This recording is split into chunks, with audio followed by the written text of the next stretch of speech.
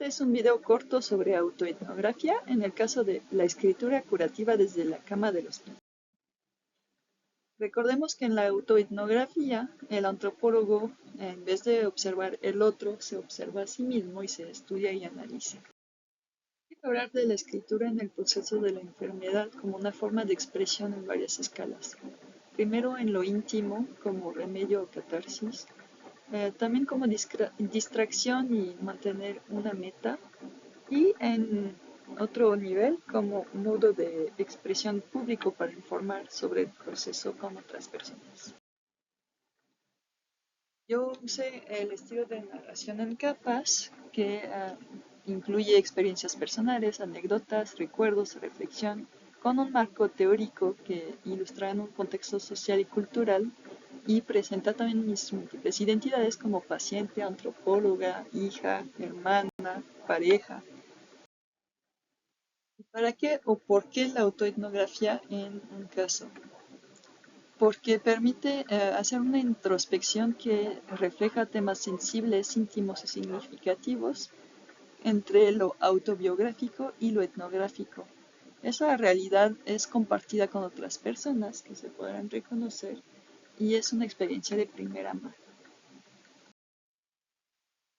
Contexto, yo fui diagnosticada en noviembre del 2023 con una enfermedad llamada leucemia promielocítica aguda, y bueno, eso es un cáncer de sangre en resumen, lo que implicaba estar hospitalizada por largas temporalizadas para recibir el tratamiento.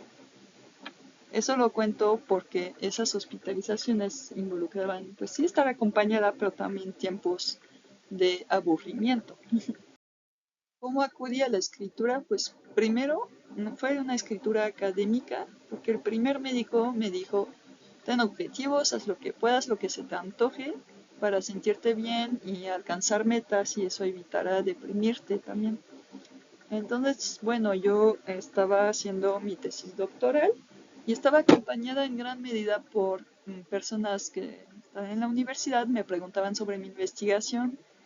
Entonces, pues, amparada por los doctores y esos acompañantes universitarios, empecé a retomar algunos temas, ¿no?, de investigación y de escritura. Muchos se sorprendieron y a veces incluso no entendieron por qué trabajaba estando en el hospital o recibiendo un tratamiento tan pesado. Sin embargo, era liberador y era una forma de cuidado personal para mí y probarme que podía hacer esas cosas. Pero claro, si nunca me forcé, también descansé mucho y hay que encontrar los tiempos correctos para hacerlo. Otra escritura fue la que yo llamé escritura sanadora, que empecé cuando tuve los primeros síntomas y un estado crítico, que cuando me recuperé de una situación muy difícil, sentí la necesidad de escribir ideas, cómo me sentía, reflexiones, todo lo que había observado y así. Eso es una forma de diario de campo espontáneo que sirvió de material para esta autoetnografía, pero no fue planificado como tal. El objetivo de esta escritura era para liberarme en parte, pero también para informar a los seres queridos, hacer un balance y hacer consciente un poco lo que sentía y percibía. Sirvió de espacio de catarsis y un espacio terapéutico que iba dirigido a veces a las redes sociales, a veces de forma un poquito más íntima a la familia o para mí misma que no compartí. Es importante saber que la autoetnografía es una práctica sanadora para el que escribe, pero también lo puede ser para otras personas. Puede ayudar a personas que viven procesos similares a superarlo o entender lo que está pasando con otras personas que conocen.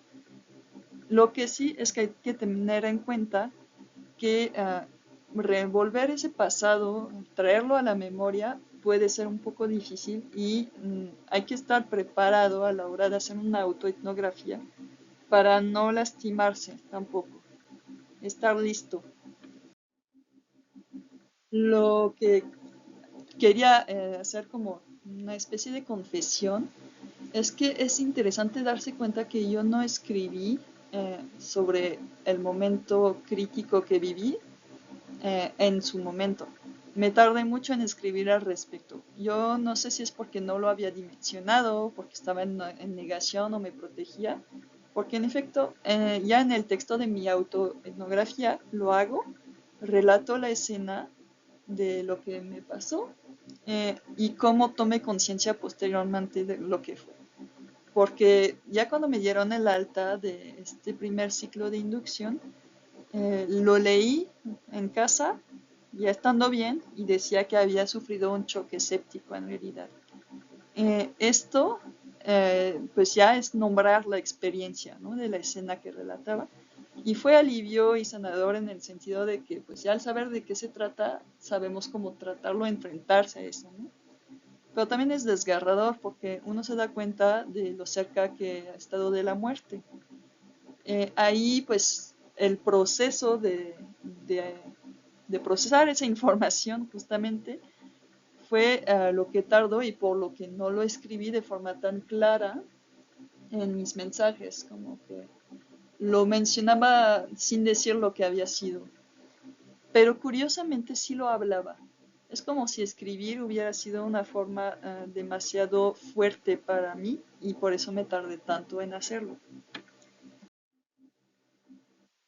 La reflexión de mi autoetnografía también es el antes y después para el paciente y el cuidador. Cuando ya empieza a estar mejor el paciente y ha sufrido un evento de ese estilo que pudo ser trágico, cambia su forma de actuar, su sensibilidad, porque siente que muchas veces que ha tenido una segunda oportunidad, es una experiencia transformadora. Es muy común en supervivientes y bueno, quiere empezar a vivir la vida de otra forma, pero vivirla sobre todo. Y en ese punto el acompañante está en una etapa de agotamiento físico y emocional que no le permite realmente tener ganas de hacer gran cosa y se enfrenta entonces a esa nueva libertad también porque ya el paciente no es tan dependiente, puede empezar a hacer cosas, pero el cuidador quiere de alguna forma seguir teniendo ese pequeño control que podía tener sobre la enfermedad, que era apoyando al paciente. Entonces se sigue preocupando y tiene que aprender a volver a vivir para sí y no para el paciente. Esa adaptación puede ser un poco tardada y difícil, ya que ha estado involucrándose totalmente en el tratamiento, ¿no?, sin acompañamiento. Eh, en ese sentido, la autoetnografía permite justamente describir esas situaciones de primera mano de una forma directa, porque estudiarlo desde fuera no te permite entender o darte cuenta de todo lo que sucede, ¿no? Entonces, el investigador se vuelve el sujeto de estudio, comparte su sentir, su sensibilidad, sus observaciones y hace un análisis del proceso propio y en ese caso pues, de los acompañantes también. Entonces los aportes de la autoetnografía, de esta en particular, pueden ser para otras personas, como lo mencionaba, que se sientan identificadas para no sentirse solas y que tengan una experiencia más liviana. También para resaltar la vivencia de los acompañantes en cierta etapa, que son actores omitidos, crear conciencia de la necesidad de cuidados al acompañante. Construir también una empatía tanto hacia los pacientes como hacia los acompañantes. También se busca promover la reflexión y comprensión de una realidad cultural y social en particular, producir un conocimiento y observar el mundo para poder interpretarlo desde tanto la reflexividad como lo íntimo y lo emotivo con un trabajo riguroso académico. Entonces es un testimonio que permite la superación de una etapa para el autor y una forma de agradecimiento para todos los que estuvieron alrededor, los acompañantes, el personal de salud también. La ventaja de la escritura es que permite conservar la calma durante el proceso y conforma un acervo interesante para una futura autoetnografía, pero también es una forma de catarsis, que no solamente es un catarsis cuando se transforma en autoetnografía, ya que tiene un rigor académico. Y lo más interesante es que tiene un formato accesible, narrativo, que permite romper tabús y que se ofrezca a un público más general y sensibiliza también a ese público.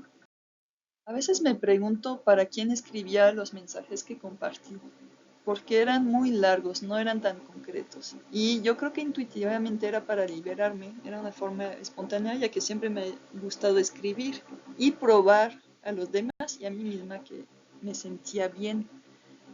Ahorita verán algunos ejemplos. Ahí como reflexión final es que no importa tanto cómo, pero hay que expresarse cuando uno está viviendo una enfermedad o algo tan fuerte. Y la escritura es una de esas opciones que a mí me sirvió mucho, por eso la quise compartir, tanto de forma recreativa como de forma de hablar sobre lo que está sucediendo y a manera de diario de campo, ya sea para sí mismo o para compartir. La idea es no conservar todo eso para sí mismo adentro, sino sacarlo. Aquí les voy a dar unos ejemplos que muestran el hecho de que eran relatos un poco largos, ilustrados y a veces con humor.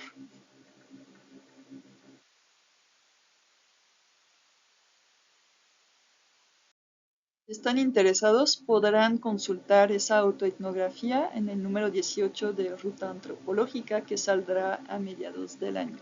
Muchas gracias.